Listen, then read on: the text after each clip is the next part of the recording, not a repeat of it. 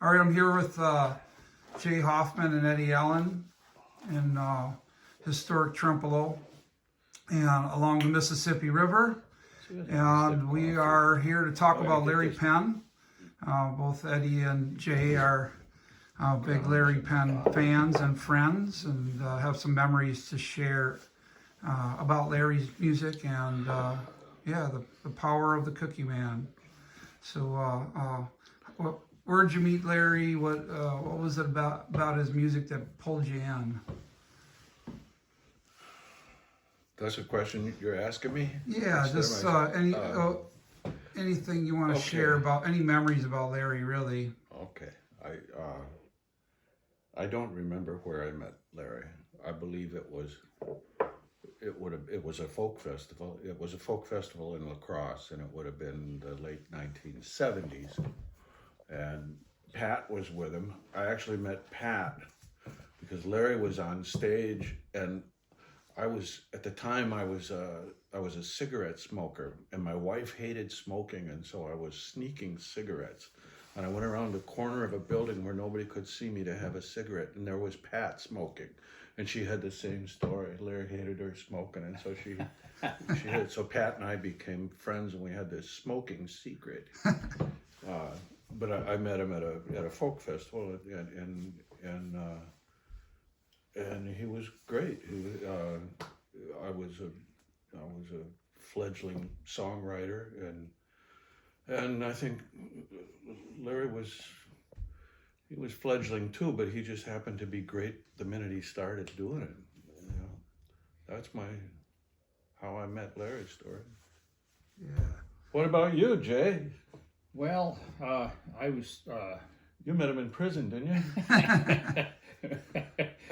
We were beating up people that were smoking. I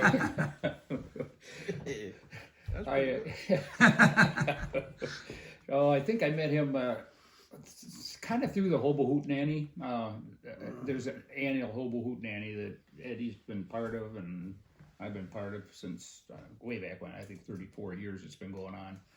And I got invited to be part of that probably 30 years ago, and it was Larry Penn and Fred Starner. They're kind of like a tag team. They're always together. They're booked together, and they stayed at my house a few times, and they were like a love-hate. They're bickering with each other from the time we, in the morning we're having coffee, and they're going back and forth. But Larry, he just his songs, when he started singing his songs, I was drawn just magnetically, right? I had to watch every note he played and listen to every word he sang. And he'd be at the Hobo Hootenanny, and I usually ran sound, so I usually played later, not because I was a star, it's just that it worked out better if I just ran sound and then played when everybody else was done. And Larry, I would get to the Hootenanny, that's when it was in the park in Bangor. I would get to the park usually 10 o'clock in the morning, and it usually started at 1 o'clock, and so I'd be setting up the sound, and if we need to put some tarps up, things like that. Larry would always be there. He'd drive, I don't know what time he got up at, he must have got up at 3 in the morning, and he would be sitting there every time I showed up, and he'd just kind of lean out his window. When I pulled up, he goes, "About time you got here." And I was like, okay. Well, then I always had a little coffee with me. He goes, "Yeah, you got any extra coffee?" So each year I showed up, I'd always have an extra coffee for him and a salmon salad sandwich for him. But he would always stay for the whole show. He would play usually twice. We'd kind of want to make sure that he got his fair share, because people come and go. It's during Memorial Day weekend on a Sunday, and people show up and they leave. So we'd have him play earlier in the day, and then he would have him play later on in the day. But he'd always stay, and then I would be like last, and there's 10 people there, and he always stayed. And I said, "Larry, why are you sticking around?" He goes, "Well, I want to make sure I see you play too." I thought he made you feel special. Yeah. Even though you didn't feel special, he just made you feel that way. He threw it out. And I said, "Well, okay, you're going to stay over at the house?" And he goes, No, I got to get home. Pat will worry about me."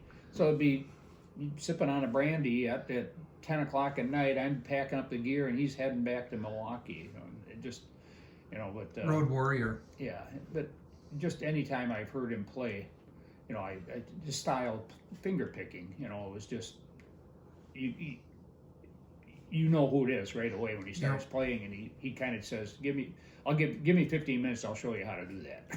You know? Yeah, he would always, you know, act like it was doable, you know, but it was his own inimitable, you know, approach. And when I asked him about it, he'd talk about like Mississippi John Hurt was a favorite of his. He loved Dave Van Ronk. There were a lot of other players, but I don't know, you know, he had a thumb that was like John Henry's hammer. It just, if you watched that thumb just boom on the bass strings, man, it was just it was a thing of beauty. Well, I never thought I'd hear a man like him talk about Lee press on nails. I saw in his guitar case he had a little kit, Lee press on nails. Yep. I've been on stage with him when those Lee press on nails have come flying off. That's classic. If you know, it's bound to happen. Well, you know, when Larry would come here, he would sleep in my daughter's bedroom, and my youngest daughter Haley, and then she would have to sleep on the couch upstairs.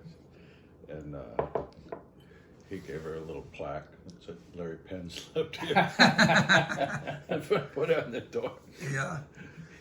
that's funny. There's so many different facets of Larry. I mean, there's a lot of people didn't even realize. I mean, because he never would toot his own horn, no pun intended, because he'd make those little train whistles, and he'd make little wooden toys. Like my daughter got one, a little train set. Another friend of mine that Larry is buddies with made a little train set for his kid, and you know, there's just so many little sides to Larry. You know, a photographer. A lot of people don't realize he did a lot of photography, all that hobo graffiti stuff. You know, he was, in some ways he was kind of like a Renaissance guy, you know, but his love of the road was always the thing that, you know, especially getting to spend a few, you know, times taking some long trips with him, just getting to be out on the road with him, you know, was a real treat. I was with Larry in 2000, I think the year was. We went out I didn't travel with him, but we met up in Elko, Nevada. And there was a event. It was a hobo gathering. It was a guy in northern Minnesota that put it together, and so Larry was there, and Utah, and Rosalie, and all the rose tattoo people and stuff. And we spent a lot of time together while we were out there. I didn't go out there to be in the show. I went out there because I was writing a feature article about one of the musicians, and I talked to him about doing the same thing with him. And so after that was over, it must have been around 2001, somewhere in there. I was writing for magazines at the time, and I took the train from here down to Milwaukee, and Larry picked me up at the train station, and we went to his house, and Pat had a beautiful dinner all laid out for us, and we ate dinner, and we were going to Chicago where Larry was going to perform at a festival, and it was a hobo themed thing in Pullman, south of Chicago, at where George Pullman had his plant. Anyway, Larry and I go down there on Saturday morning, and it's an all-day long thing, and we stayed up late, and it's a 2-day event, and after the first day, all the performers went out to some guy's bar, and we were up all night carrying on and storytelling, and then the show goes on again the next day, and we stay afterwards, and we're there forever, and we finally come stumbling in back in Milwaukee. It's like 2 o'clock in the morning on Monday morning, and Pat's waiting up for us. And the lights are on, and the table is set, and there's sandwiches and stuff. And me and Larry are sitting there eating, and we're both just freaking exhausted, you know. And I look up and I say, "Hey, Larry, tell me something." I said, "What if Pat was like the folkie, and she was out on the road, and she goes out and she stays up all night on Saturday night drinking brandy and telling stories, and then she sings all day Sunday, and then she stays late at the show, and she shows up at 2 o'clock in the morning. Would you wait up for her?" And he thought for a minute, and he says, Hell yes. I'd wait up for her. Somebody's got to cook for me. Yeah. What a darling, charming, couple, and man, a lot of history there, a lot of just goodness. Well, when I do my set, I do play a lot of like assisted livings, and part of what I do. But I weave about 3 of his songs usually into my set, just because, like patchwork quilt. Who can't relate to that? Yep. And Larry always had the rose tattoo, and he was part of that rose tattoos, whatever it was. There was no membership. There was just storytellers and BSers and musicians. And I've never had a tattoo, but there was a time I thought I'd like to get a rose, just because, hey, And I was talking to him about that and the rose tattoo and his music, and I mentioned to him that I do some of your songs when I'm doing these. And I said, do you mind if I do a rose tattoo? Do you mind if I sing that when I'm out playing? He goes, no, I don't mind at all. Just let me know if you make any money. You wanted to make sure that. Yep. He had the littlest tattoo I ever saw. That rose was no bigger than the end of He'd your show thumb. it when he sang the song. Yeah. Great big arm, great big hands. I Yeah. mean, this guy had huge fingers. Yeah. Man.